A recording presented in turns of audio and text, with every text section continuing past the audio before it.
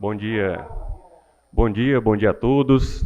Uma alegria e uma honra também, mais uma quinta-feira, poder falar aos meus irmãos lumeirenses, aos meus colegas de Câmara, o corpo administrativo dessa casa, mesa diretora, todos que também conduzem essa brilhante casa parlamentar. Nessa quinta-feira começo agradecendo a Deus, a dádiva da vida, a todo o valor que tem a gente amanhecer com saúde, com felicidade, com família, recebendo tantos abraços, tantas mensagens carinhosas, valorosas, poder chegar à Câmara Municipal e receber mais dezenas de abraços, acordar ao lado da minha esposa, ao lado do meu filho, isso tem um valor inestimado e fortalecido pelos tantos familiares, pelos tantos amigos que através das suas mensagens nos dizem que a vida da gente é importante. Isso renova a nossa alma, isso renova a nossa existência, isso nos faz pensar nesse engajamento, nessa vida coletiva, nesse viver conectado com as outras pessoas. Muito obrigado a cada um de vocês. Eu inicio a fala, como gosto de fazer toda semana, obrigado, Santa, falando sobre as andanças nas ruas, nas praças, comunidades, ouvindo a população, pensando em soluções, trazendo requerimentos. Essa semana, mais uma vez, um turbilhão de mensagens, de sugestões através da nossa rede social, trazendo para a tribuna dessa Câmara debates que pensam em fazer da nossa cidade uma cidade cada vez melhor. O colega Domingos já trouxe de forma muito valiosa à tribuna a reunião que tivemos sexta-feira passada na comunidade da Jurema, aquela região, juntamente com Lagoa das Carnaúbas e Tabuleiro Alto, sofre, assim como tantas outras comunidades, com o abastecimento de água feito de forma precária. Uma água que não é apropriada para o consumo humano, especialmente a ingestão. Há quem pense que o consumo humano é só a ingestão, mas não, você consome de outras formas também.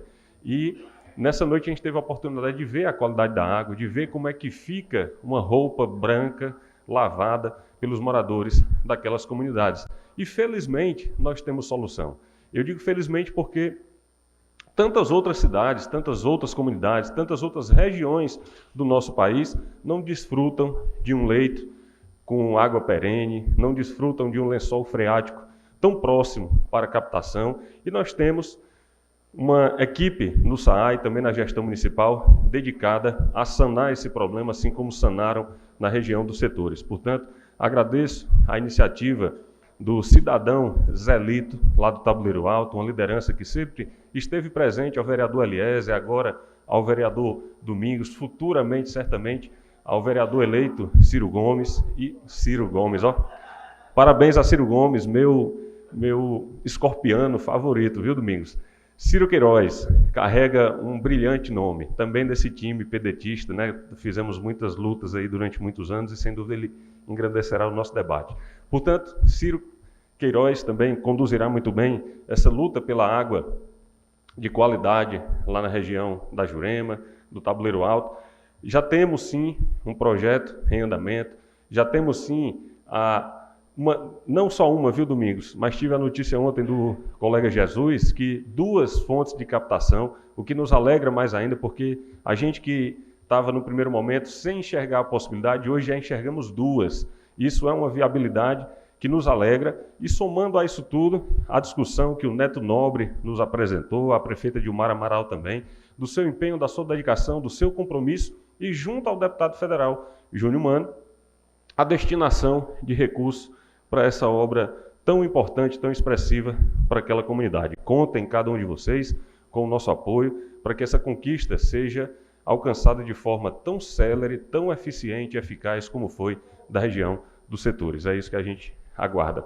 Também fizemos um requerimento por sugestão de moradores, e aqui fica o meu abraço para a Rafaela, uma colaboradora nossa, uma amiga que tem nos ajudado muito na construção do mandato durante a nossa campanha, e ela, moradora do Bonome, fez uma sugestão, que é uma sugestão antiga. O requerimento do George, não tem um problema nenhum em dizer isso, muitas vezes se repete.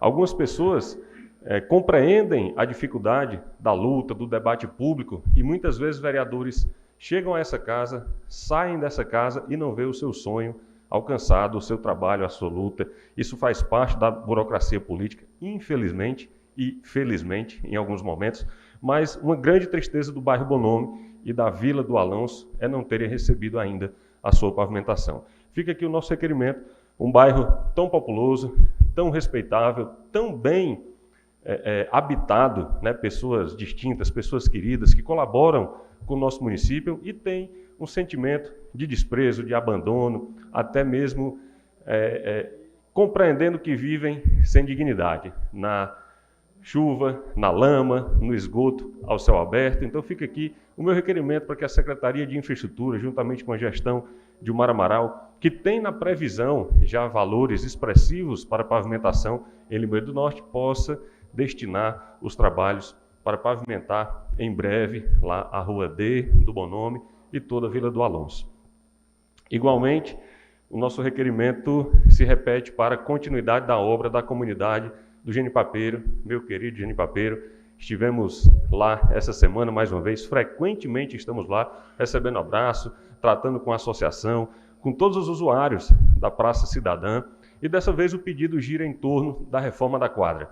Uma quadra que esse ano completa 20 anos de sua construção, foi construída 21 anos, foi construída em novembro de 2004, e aí de lá para cá, muita depreciação, alguns reparos, estivemos também dedicados a reparar essa quadra, e a verdade é que a gente precisa da força municipal para entender a necessidade da associação, de todos os moradores, dos agentes religiosos que lá desenvolvem tantas ações de feiras de venda, festejos de datas comemorativas. O associativismo tem se fortalecido naquela comunidade e a quadra é um forte equipamento para potencializar toda a fortaleza dessa comunidade. Já tratei com a prefeita Gilmar Amaral, também com membros da Secretaria de Infraestrutura. O compromisso, né, para essa semana, a fala para essa semana é de que será retomada a obra e em breve esse equipamento será, mais uma vez, destinado à sua finalidade.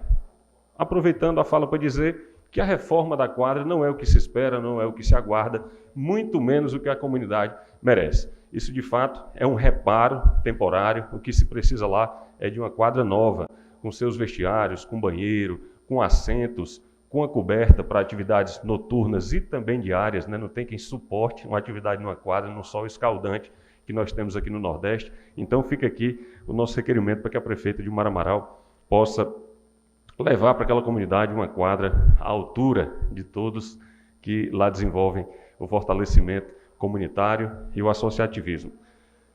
Nós também trazemos, nesse momento, duas falas de destaque, né, de relevância nacional.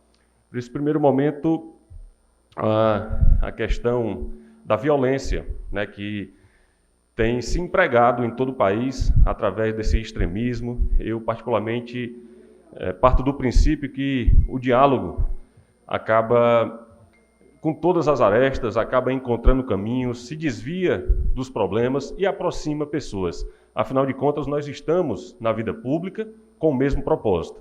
É com base no propósito de cuidar das pessoas e da nossa terra que nós fazemos um juramento. Todos nós fazemos o mesmo juramento. E existem diversos caminhos para chegar ao mesmo local. Entretanto, não é caminho para chegar a qualquer condição ou a qualquer resultado na política pública a violência. E aqui o nosso protesto, com muita veemência, com muita discordância daqueles que, na semana da proclamação da República, amanhã, 15 de novembro, o marco nacional, a gente tenha que presenciar tantas agressões que findam em mortes e, tristemente, com envolvimento político, com o posicionamento extremado daquelas pessoas que não suportam ouvir a voz de quem pensa diferente, daquelas pessoas que entendem que só o seu viver, só o seu caminhar, só a forma como foi educada e só a sua forma de enxergar o mundo deve prevalecer. Então aqui o nosso protesto e o nosso pedido para que não só em Brasília, como aconteceu ontem à noite, mas aqui em Limoeiro isso não exista, né? Isso é uma condição humana, portanto, está no mundo todo, e essas agressões que ontem foram veiculadas em todos os canais de comunicação e nas redes sociais, também é presente aqui na nossa cidade, com violências políticas gratuitas, diárias, a pessoas honestas que defendem a nossa cidade e que têm um propósito muito claro, muito expressivo, às vezes tão abrangente que incomoda. Fica aqui a nossa mensagem sobre reflexão para que a gente não tenha na nossa cidade esses fatos que cheguem a ceifar a vida de alguém. Todos merecem estar aqui, especialmente aqueles que dizem que cuidam da nossa cidade. De igual valor, trago a fala sobre a Avenida do Contorno.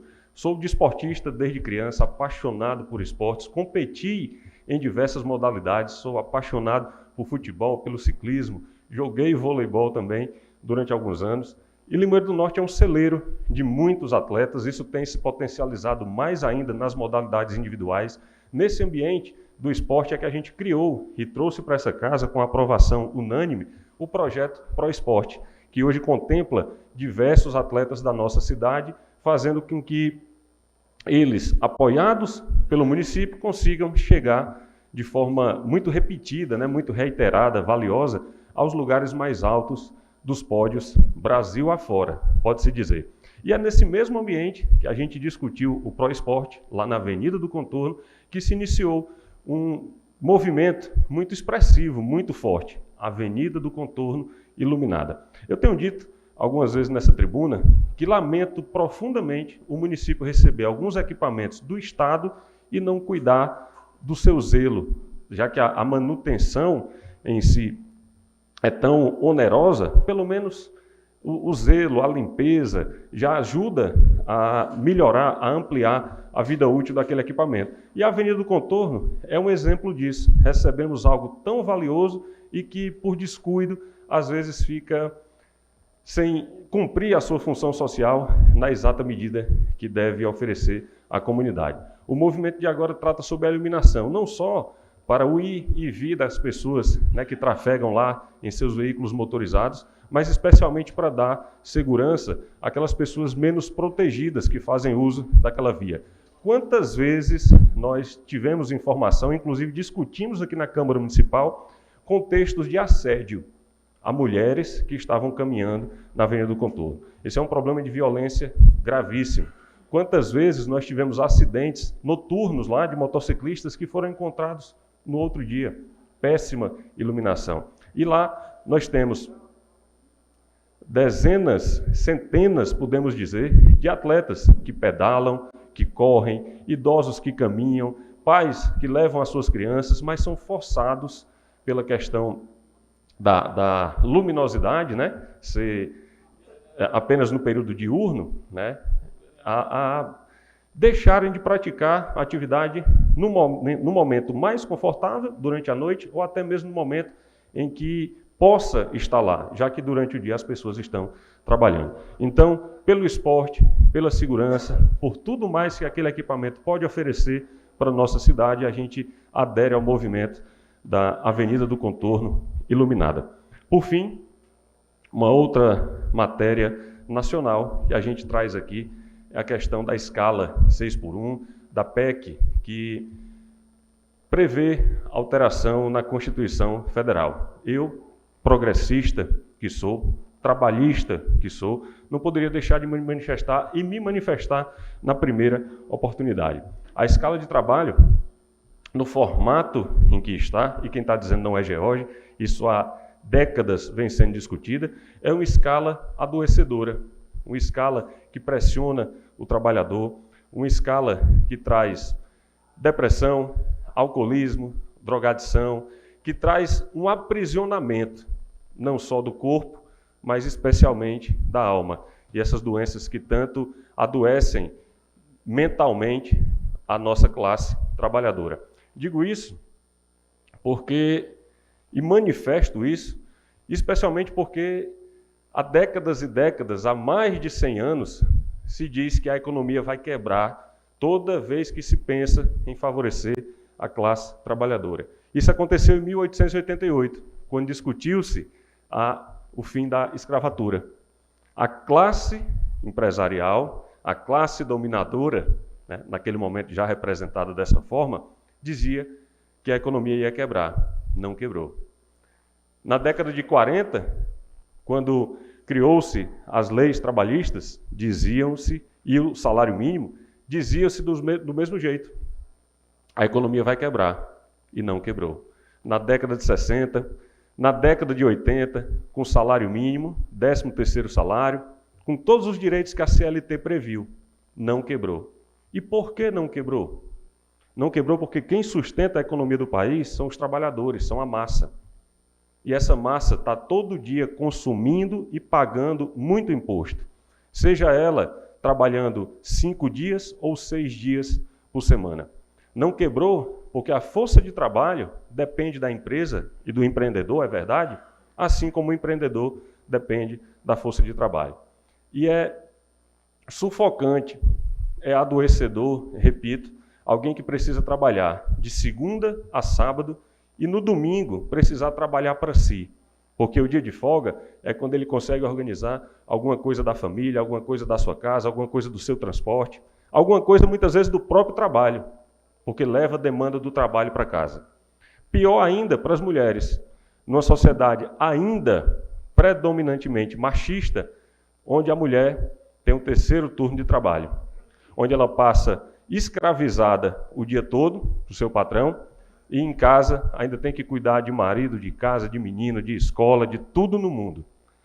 É uma cultura que nós precisamos transformar, sem medo, volto a dizer, da economia quebrar. Porque quem consome, quem gasta e quem paga imposto é o povo. E no dia que o trabalhador tiver a menos de trabalho, se ele tiver um dia a menos de trabalho, ele não vai deixar de comer.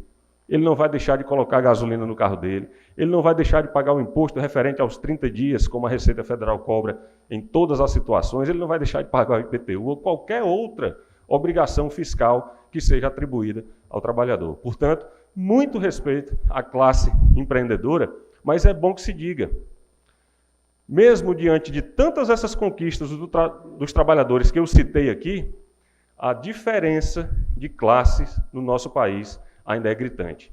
Pelo contrário, a economia não quebrou. Os ricos se tornam cada vez mais ricos e os pobres cada vez mais pobres. Por isso, meu posicionamento, como pessoa pública, como agente político, como um trabalhista, como pessoa identitária do PDT, volto a dizer, com muita felicidade, eu defendo a redução da jornada de trabalho, eu defendo essa política que cuida não só do financeiro, mas cuida também do psicológico da pessoa e de cuidar desse adoecimento para que a gente tenha uma sociedade um pouco melhor, mais fraterna, mais conectada, sem dizer que toda essa evolução do trabalho é uma questão mundial. Tantos países de primeiro mundo ou não já discutem isso. Portanto, a nossa manifestação, a nossa postura com coerência partidária, política, né, uma identidade com aqueles que sustentam a nossa nação